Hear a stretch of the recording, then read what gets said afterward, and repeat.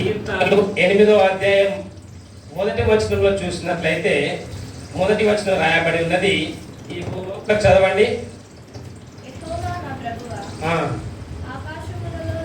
ఆకాశములలో నీ మహిమను కనుపరచువాడా,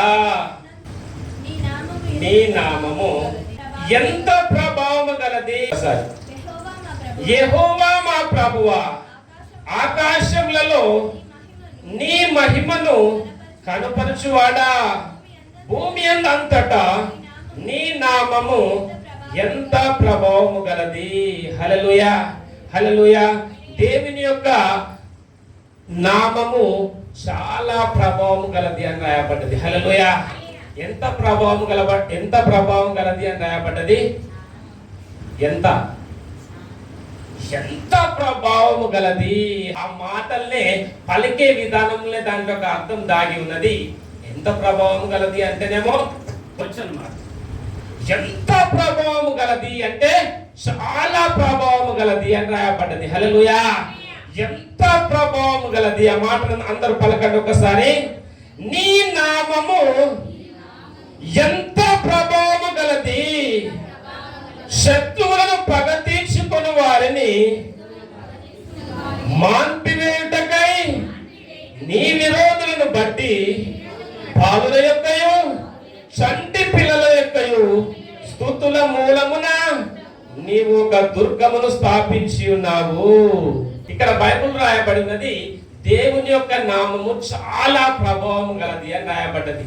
అంటే యేసు ప్రభు తిరిగి లేచిన తర్వాత 40 దినాలు ప్రతి ఒక్కరికి అగుపరుతూ తన్ను తాను ప్రత్యక్షపరుచుకున్నట్టుగా బైబిల్లో రాయబడ్డది. ఆయన ఆరోహణమయ్యే కంటే ముందు ఒక మాటను ఆజ్ఞాపించాడు. ఏ మాట అది? కనిపెట్టుడి, తండ్రి యొక్క వాగ్దానం కొరకు మీరు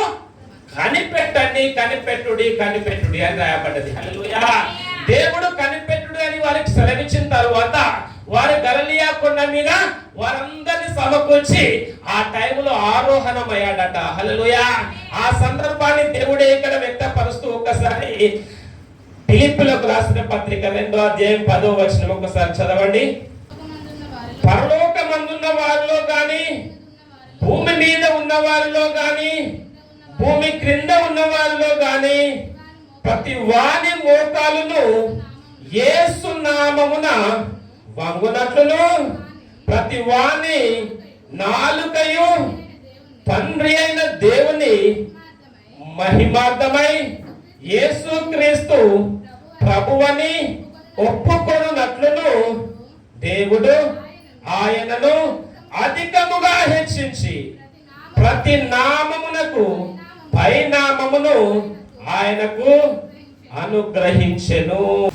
ఎఫెసీ 1వ అధ్యాయం 20-21 వచనాలు.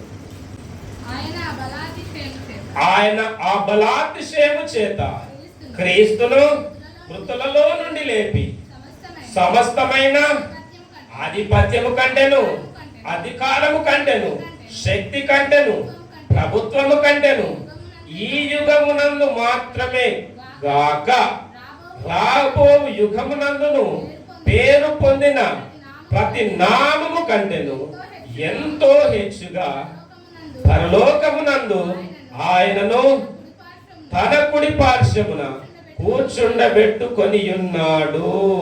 హల్లెలూయా, హల్లెలూయా.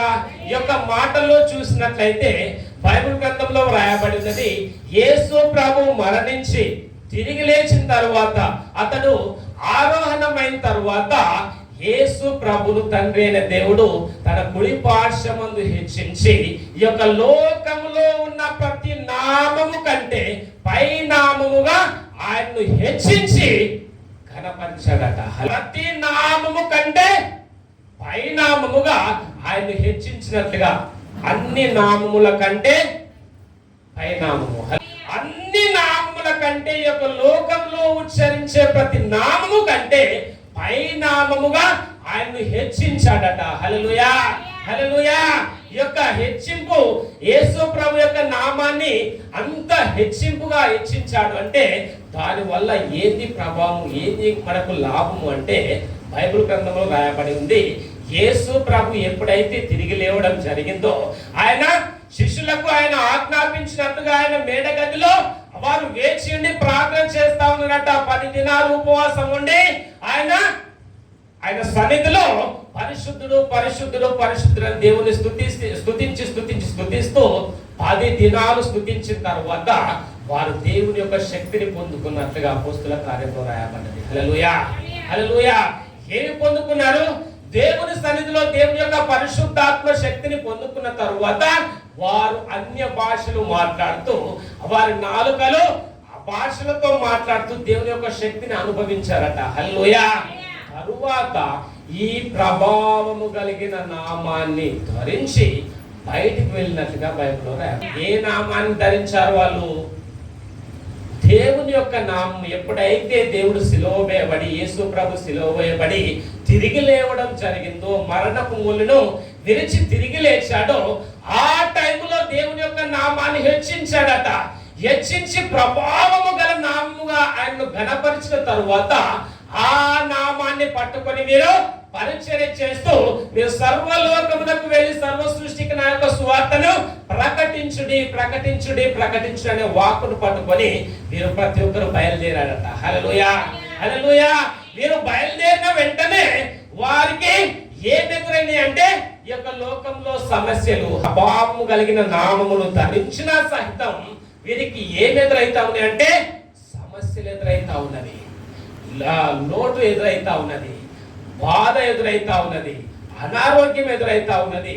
అనారోగ్యంతో ఉన్నవారు వారికి ఎదురైతా భావము కలిగిన నామాన్ని ధరించి వారు ఒక దేవాలయానికి ప్రార్థనా సమయానికి వెళ్తా ఉన్నప్పుడు గుంటివాడు కనబడ్డాడట.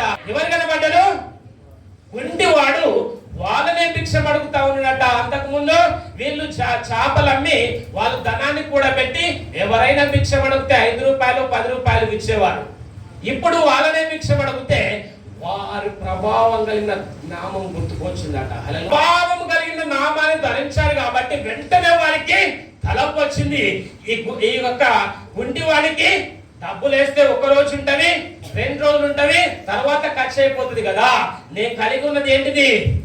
దేవుని యొక్క నామం కాబట్టి ఆ నామాన్ని ఉచ్చరిస్తా అని చెప్పేసి, మా వద్ద వెండి బంగారములు మా వద్ద లేవు, కానీ మాకు కలిగినది నాకు కలిగినదే నీకు ఇచ్చుచున్నాను, ప్రభువైన యేసు నామములో లేచి నడువు అని సెలవిస్తా ఉన్నాడట. అపోస్తుల కార్యం ఒక్కసారి అపోస్తుల కార్యం 3వ అధ్యాయం చదవండి 6వ వచనం.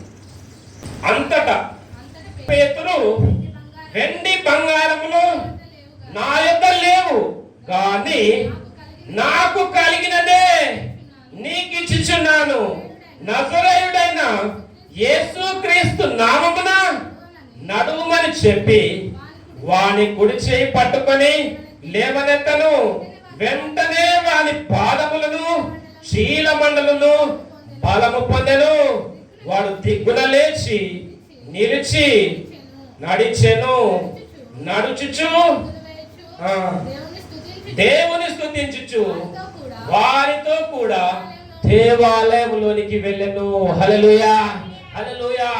దేవుణ్ణి కలిగి వీరు యేసు నామాన్ని కలిగి ఉన్నవారు ఈ నామాన్ని వారు దాచుకోకుండా వారి నామాన్ని ఉచ్చరించారట. మనం యేసు ప్రభు నమ్ముకొని మనం ఆ మాటను ఆ యొక్క యేసు ప్రభు నామాన్ని ఉచ్చరించకుంటే మనం కలిగి ఉన్న వేదన, మనం కలిగి ఉన్న బాధలు, మన ముందున్న వారు వేదన పడతా ఉంటే మనం సైలెంట్గా ఉంటే ఏం లాభం లేదు. హల్లెలూయా.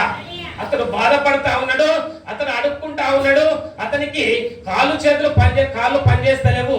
ఈయన ఏం చేశారంటే ఈ యొక్క నామాన్ని ఉచ్చరించడం ద్వారా ఆ నామము కార్యం చేసిందట. దిక్కున లేచి నిలిచి నడిచినట్టుగా బైబిల్లో రాయబడ్డది. హల్లెలూయా. యేసు ప్రభు నామము బలమైన ప్రభావం గల నామం కాబట్టి ఆ ప్రభావాన్ని మొట్టమొదటిగా మనం గ్రహించాలి. ఆ నామం యొక్క బలాన్ని, ఆ నామం యొక్క ప్రభావాన్ని మనం గ్రహించినట్లయితే ఖచ్చితంగా అది మన లోపల కార్యం జరిగిస్తా ఉన్నది. హల్లెలూయా.